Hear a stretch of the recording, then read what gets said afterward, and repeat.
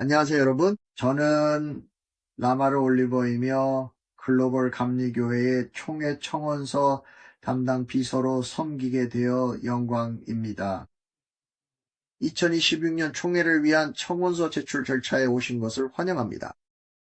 청원서 홈페이지에 PDF 형식의 자세한 안내서와 청원서 제출 절차를 개괄한 순서도를 제공하고 있지만, 이번에는 이 과정을 자세히 안내하는 영상을 준비했습니다. 처음부터 끝까지 청원서 제출 과정을 직접 보면서 이해하시는 분들께 도움이 되길 바랍니다. 이 영상은 위원회, 위원단 또는 단체를 대표하여 청원서를 제출하는 분들을 위해 특별히 제작되었습니다. 이러한 단체들은 지역교회, 연회 또는 총회 수준에 있을 수 있습니다. 만약 이번 제출이 개인이나 연회를 대표하는 것이라면 총회 웹사이트의 청원서 페이지에 이와 유사한 상황을 다루는 영상 링크가 마련되어 있습니다. 이제 청원서 제출 양식으로 이동하기 전에 꼭 기억해야 할 중요한 사항이 하나 있습니다. 이 양식을 시작하면 사용자가 진행 상황을 저장할 수 있는 방법이 없습니다. 따라서 청원서에 필요한 모든 정보를 미리 준비해 두시기 바랍니다. 이 과정을 시작하기 전에 준비를 마쳐 주십시오. 체크리스트는 청원서 페이지의 PDF 자료에 포함되어 제공됩니다. 제출을 시작하기 전에 이 체크리스트를 반드시 완료하실 것을 강력히 권장합니다. 이제 실제로 데이터를 입력하기 전에 청원자는 4가지 필수 문서와 배경 정보 및 문서 섹션에 대한 링크를 확인할 수 있습니다. 우리의 공동체 생활을 위한 조직 계획과 서약, 청원 절차 개요, 교리 및 규율서, 그리고 사법 관행 및 절차. 사용자는 청원서 제출 절차를 진행하기 전에 조직 계획 및 서약서와 청원 절차 개요를 다운로드하여 읽었음을 확인해야 합니다. 혼란을 최소화하기 위해 다음 3가지 중요한 사항을 유의해 주시기 바랍니다. 1. 청원 유형, 툴, GMC 회원 자격 요건, 그리고 3. 청원서는 반드시 이 포털을 통해 제출해야 한다는 점을 명확히 합니다. 개인, 단체를 대표하거나 연례회의에서 청원을 제출하든 상관없이 청원자는 반드시 이름과 성, 유효한 이메일 주소, 그리고 전화번호를 제공해야 합니다. 참고, 시간을 절약하기 위해 이 페이지의 상단 부분을 미리 입력해 두었습니다. 사용자는 드롭다운 메뉴에서 자신의 국가와 주, 도 또는 지역을 선택해야 합니다. 유효한 국가 선택란이 자동으로 체크된 것을 확인할 수 있습니다. 이것은 위의 정보에 대한 내부 확인 역할을 합니다. 이 박스에 대해서는 아무것도 할 필요가 없습니다. 우편 주소는 온라인 데이터 수집에서 사용되는 표준 형식을 따르며 앞서 했던 것처럼 이 정보도 미리 입력해 두었습니다. 청원자가 위원회 또는 단체를 대표하여 제출하는 경우 제출자 유형에서 위원회, 단체 버튼이 선택되어 있는지 반드시 확인해 주시기 바랍니다. 이 버튼을 선택하면 양식에 대표하는 단체를 선택할 수 있는 드롭다운 메뉴가 표시됩니다. 이 목록에는 총회 및 연회 산하의 상임위원회, 단체들이 미리 입력되어 있습니다. 지역교회를 대표하여 제출되는 청원서는 대개 지역교회, 교회위원회 또는 이에 상응하는 기관의 공식적인 결의에 따른 결과입니다. 어떠한 이유로든 특정 단체의 분류가 이 드롭다운에 포함되어 있지 않은 경우 해당되는 분류, 총회, 연회, 지역교회에서 기타를 선택해 주시기 바랍니다. 총회, 위원회 또는 단체를 대표하여 제출하는 경우 특정 단체를 선택하면 청원자가 해당 단체 내에서 자신의 역할을 선택할 수 있는 메뉴가 나타납니다. 위원회를 대표하여 제출하는 경우 또는 단체의 경우 대표하는 연예 그룹을 선택하면 해당 연예를 선택할 수 있는 메뉴가 나타납니다. 지역교회 리더십위원회나 평의회를 대표하여 제출하는 경우 드롭다운 메뉴에서 해당 교회의 연회를 선택해 주시기 바랍니다. 간단히 말씀드리면 이 과정 전반에 걸쳐 사용되는 드롭다운 메뉴는 우리 교단의 공식 데이터베이스에서 정보를 불러오기 때문에 모든 연회가 이곳에 나열되어 있습니다. 만약 어떤 이유로든 연회가 이 목록에 없다면 petitions at global methodist org.로 이메일을 보내주시기 바랍니다. 특정 지역 교회를 검색할 때는 데이터베이스 검색을 돕기 위해 키워드를 입력하는 것이 가장 좋은 방법입니다. 예를 들어 저와 제 가족은 루이지애나 러스턴에 있는 트리니티 감리교회에 소속되어 있습니다. 우리 교회를 찾기 위해 저는 먼저 트리니티라는 키워드로 검색을 시작하겠습니다. 짐작하실 수 있듯이 이름에 트리니티가 들어간 글로벌 감리교회가 2-3개 이상 있습니다. 정확히 말하면 2025년 11월 13일 기준으로 94개입니다. 검색어에 러스턴을 추가하면 바로 결과가 나옵니다. 참고로 키워드를 입력하는 순서는 상관없습니다. 먼저 러스턴을 입력해도 괜찮았습니다. 만약 이 검색 도구로 지역 교회를 찾을 수 없다면 내 교회가 목록에 없습니다를 선택하고 목록에 없는 교회 이름란을 작성해 주세요. 교회 이름과 함께 교회가 위치한 도시, 주, 그리고 국가를 입력해 주세요. 저희는 청원 검증 과정의 일환으로 이 정보를 확인할 것입니다. 연회 Annual Conference를 대표하여 청원을 제출하는 분들은 이 항목이 연회 전체 본회의에서 총회 General Conference로 보내는 청원에만 해당된다는 점을 유의해 주시기 바랍니다. 이것은 연회 특정위원회나 이사회에 관한 것이 아닙니다. 총회 및 연회 그룹과 마찬가지로 청원자는 지역 교회 위원회에서 자신의 역할을 입력해야 합니다. 보통은 교회 위원회 의장이나 서기가 해당 역할을 맡지만 만약 목회자가 지역 교회를 대표하여 청원을 제출하는 경우에는 역할 목록에서 관리자 직원을 선택해야 합니다. 그룹에 대한 모든 필수 정보가 입력되면 청원자는 해당 단체가 자신을 대신해 청원을 승인한 날짜를 명시해야 합니다. 그룹의 결정을 확인하기 위해서입니다. 청원자는 해당 조치가 이루어진 회의록을 업로드하거나 그룹의 의장과 서기가 서명한 편지를 제출해야 합니다. 이 편지에는 그룹이 청원을 총회에 제출하기로 결정했다는 사실이 명시되어야 합니다.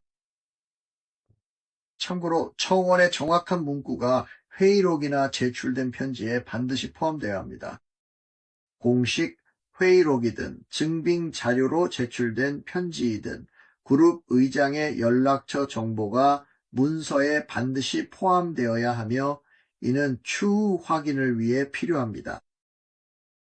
이 섹션을 완료한 후 다음 버튼을 누르면 청원서 페이지가 나타납니다. 이 청원이 교리와 규율의 책 또는 사법 관행 및 절차와 관련된 것이라면 문단 수정 유형 메뉴에서 해당 항목을 선택하세요. 두 문서 중 하나의 기존 문단을 수정하는 청원의 경우 청원이 다루는 문단과 해당되는 경우 하위 문단을 선택하세요. 두 문서 중 하나의 새 문단을 추가하려는 청원은 이 청원이 다루는 문서의 섹션을 반드시 명시해야 합니다. 이 청원이 심의를 위한 결의안이라면 결의안을 선택한 후 청원인은 바로 청원 제목 입력 단계로 진행하게 됩니다. 청원 제목을 선택할 때 참고할 만한 조언입니다. 청원 제출 절차를 시작하기 전에 청원 제목을 먼저 정해 주시기 바랍니다. 제목을 정한 후 3명에서 4명의 친구에게 청원을 읽어보게 하고 제목이 적절한지 다시 한번 고려해 보세요. 강력하고 효과적인 제목은 큰 역할을 합니다. 대표자들과 더 넓은 GMC 커뮤니티에 도움이 됩니다. 2026년을 위한 한 가지 변화는 근거 작성 용량이 50% 증가했다는 점입니다. 청원인은 청원의 근거를 최대 750자까지 작성할 수 있습니다. 근거와 관련하여 청원 본문에 기재된 근거는 모두 삭제된다는 점을 유의해 주시기 바랍니다. 이 부분에 대해서는 포럼의 다음 섹션에서 더 자세히 다룰 예정입니다. 750자 제한은 절대적입니다. 청원인은 근거 작성란을 최대한 잘 활용할 수 있도록 시간을 들여 근거를 신중하게 작성하는 것이 권장됩니다. 불필요한 장식을 모두 걷어내고 왜 이 청원이 필요한지 핵심에 집중하세요. 이제 청원 본문으로 넘어가면 여기에 나와 있는 지침을 꼼꼼히 확인하시기 바랍니다. 과정을 안내하는 구체적인 지침이 있습니다. 이 지침들은 매우 중요합니다. 모든 청원은 반드시 이 온라인 입력 양식을 통해 제출해야 하기 때문입니다. 파일 업로드 옵션은 제공되지 않습니다. 이제 기존 문단을 수정하는 방식과 새로운 문단을 추가하는 청원을 제출하는 방식을 모두 살펴보겠습니다. 이것은 새로운 문단을 추가하는 방법입니다. 먼저 교리와 규율서의 기존 문단을 수정하는 청원부터 시작해 보겠습니다. 이번 교육을 위해 저는 기존의 706.1 문단을 수정하는 청원을 예시로 사용하겠습니다. 적절한 청원 유형과 문단 수정 유형을 선택한 후 해당 BDD 문단 그리고 하위 문단을 선택합니다. 이유 설명 부분에서는 많은 사람들이 청원과 결의안에 연관짓는 whereas 등 대신 저는 현재 상황을 설명하는 문장 하나와 구체적인 해결책을 제시하는 문장 하나 이렇게 두 문장으로 이유를 작성하기로 했습니다. 두 번째 문장은 해당 청원이 의도하는 결과와 이 변경을 추천하는 이유를 설명합니다. 또한 문자 수가 표시됩니다. 저는 현재 450자 조금 넘게 작성했으며 750자 최대치에는 한참 못 미칩니다. 다른 애플리케이션에서 미리 텍스트를 준비해 복사에 붙여넣을 수 있다면 매우 도움이 될 것입니다. 이유 설명이 완료되었으니 이제 청원의 본문으로 넘어가겠습니다. 이 청원의 이유 설명과 마찬가지로 저는 수정 내용을 다른 앱에서 미리 준비해 복사에 붙여넣을 수 있도록 했습니다. 청원서를 작성하기 위해 텍스트 상자를 사용하는 분들을 위해 안내드립니다. 여기 좀 더 자세한 안내가 있습니다. 이것이 단락 수정 청원이기 때문에 저는 먼저 현재의 교리와 규율서 PDF를 엽니다. 이 PDF는 청원서 텍스트 입력란 위쪽 섹션에 링크로 제공되어 있습니다. 수정하고자 하는 하위 단락을 선택해서 복사한 뒤 텍스트 상자에 붙여넣겠습니다. 참고로 복사와 붙여넣기와 관련된 기술적인 부분은 다루지 않겠습니다. 각자의 시스템이 저와 다를 수 있기 때문입니다. 이번 경우에는 텍스트가 단락별로 붙여넣어진 것이 아니라 줄별로 붙여넣어진 것을 확인했습니다. 여기서 바로 간단하게 정리하겠습니다. 이 단락의 일부를 삭제하려고 하므로 삭제하고자 하는 부분을 강조 표시한 다음 서식 메뉴로 가서 취소선을 선택하겠습니다. 유용한 팁 하나는 취소선 명령을 사용한 후에는 다시 서식 메뉴로 가서 취소선 명령을 선택 해제하는 것입니다. 그래야 나중에 추가하는 텍스트에 영향을 주지 않습니다. 청원 제출 과정을 시작하기 전에 다른 앱에 청원서의 텍스트를 미리 준비해 두었기 때문에 여기 입력란에 그 텍스트를 복사해서 붙여넣을 수 있습니다. 청원자는 제안하는 새로운 텍스트의 밑줄을 그어야 하므로 방금 추가한 텍스트의 밑줄을 표시해야 합니다. 취소선과 마찬가지로 이 작업도 서식 메뉴를 통해 할 수 있습니다. 또한 만약 청원이 교리와 규율서의 전체 단락을 삭제하는 것이라면 이 경우에는 해당 단락을 복사해서 텍스트 상자에 붙여넣은 다음 서식 메뉴를 이용해 전체에 취소선을 적용하면 됩니다. 이제 다음 페이지로 넘어가기 전에 이 페이지도 함께 살펴보겠습니다. 규율서에 새로운 단락을 추가하는 청원을 제출하는 관점에서 살펴보겠습니다. 한 가지 설명을 덧붙이자면 누군가 기존 단락에 새로운 하위 단락을 추가하고 싶다면 새 단락 추가 수정 유형이 아니라 기존 단락 변경 수정 유형을 선택해야 합니다. 이제 예시를 위해 현재 706단락과 707단락 사이에 새로운 단락을 추가하고 싶다고 가정해 보겠습니다. 단락 수정 유형 메뉴에서 새로 추가를 선택하면 교리와 규율서의 각 섹션 목록이 나타납니다. 추가하려는 단락이 700번대에 해당하므로 저는 7장 총회를 선택하겠습니다.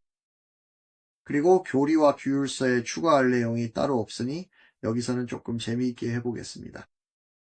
앞서 청원서 제목을 정할 때 드렸던 조언을 떠올리며 여기서는 아주 직설적으로 가고자 합니다. 단락을 추가하기 위해 단락을 추가하는 것입니다. 참고로 여러분 이걸 보고 아이디어를 얻지는 마세요. 이것은 단지 설명을 위한 예시일 뿐입니다. 그것뿐입니다. 또한 앞서 드린 조언에 따라 두 문장으로 제 근거를 제시했습니다. 첫 번째 문장은 현재 상황을 설명합니다. 두 번째 문장은 이 청원이 제시하는 해결책과 그 이유를 설명합니다. 청원서 본문을 텍스트 입력란에 그냥 붙여넣으면 이제 다음 단계로 진행할 준비가 된 것입니다. 마지막으로 교리와 규율서에 관련되지 않은 청원을 제출하는 방법을 살펴보겠습니다. 또는 사법 관행 및 절차, 즉 결의안에 관한 것입니다. 결의안은 총회에서 다루는 비징계성 항목입니다. 결의안에 관한 자세한 내용은 교리와 규율서 208.14항과 703.1항에서 확인할 수 있습니다. 사회적 증언이나 교회법에 포함되지 않은 모든 결의안은 다음 총회가 소집될 때까지만 효력을 가집니다. 그때 결의안이 수정되거나 재승인될 수도 있고 아닐 수도 있습니다. 이 청원의 제목은 기독교적 완전과 소셜미디어 실천에 대한 호소입니다. 다른 청원 유형과 마찬가지로 결의안의 근거 설명은 750자 이내로 제한됩니다. 여기서 드릴 수 있는 한 가지 팁은 교회법상 결의안은 정의상 영구적인 것이 아니며 다음 총회가 소집될 때까지만 유효하다는 점을 유념하는 것입니다. 마찬가지로 저도 미리 결의안의 본문을 준비해 두었고 이를 청원서 텍스트 상자에 붙여넣을 예정입니다. 이것이 결의안이기 때문에 텍스트의 취소선이나 밑줄 등으로 서식을 지정할 필요는 없습니다. 기억하세요. 결의안은 다음 총회가 소집될 때까지만 유효하므로 현재는 추가나 삭제로 수정할 기존 결의안이 없습니다.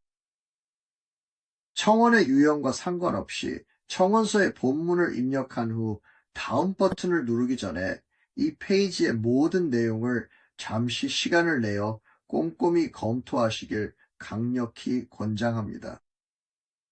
모든 내용입니다. 그리고 이것은 다음 페이지 상단에서 분명해질 것입니다. 이제 다음 단계로 넘어갈 준비가 되셨나요? 다음 버튼을 누르세요. 제가 다음을 누르기 전에 반드시 모든 내용을 읽어보라고 강하게 권고했던 것 기억하시죠? 자, 제출 버튼을 누르기 전에 청원인은 이전 페이지들을 검토했음을 확인해야 하며 정보가 정확함을 인증해야 합니다. 이 단계는 필수적입니다. 왜냐하면 제출 과정에서 발생한 오류에 대해 저희는 책임지지 않기 때문입니다. 그리고 청원인이 이 필수 단계를 완료하면 이제 남은 것은 청원인이 전자서명을 하는 것뿐입니다. 마우스, 키패드, 터치스크린 등 원하는 방식으로 서명하고 제출 날짜를 입력하면 됩니다. 다음 페이지에서는 제출이 접수되었음을 확인할 수 있습니다. 또한 전체 제출 내용을 PDF로 다운로드할 수 있는 링크가 있다는 점도 주목하세요. 저희는 사용자가 반드시 그 PDF를 다운로드할 것을 강력히 권장합니다. 청원인은 제출이 확인되었다는 이메일을 통해서도 그 사본을 받게 됩니다. 이것으로 모두 끝입니다. 여러분. 이 튜토리얼을 끝까지 따라와 주셔서 감사합니다. 청원 절차의 어떤 부분에 대해서든 궁금한 점이 있으시면 언제든지 petitionsatglobalmethodist.org로 이메일을 보내주세요. 건강히 지내세요. 하나님께서 지금도 항상 여러분과 함께 하시길 바라며 여러분도 지금도 항상 하나님과 함께 하시길 바랍니다.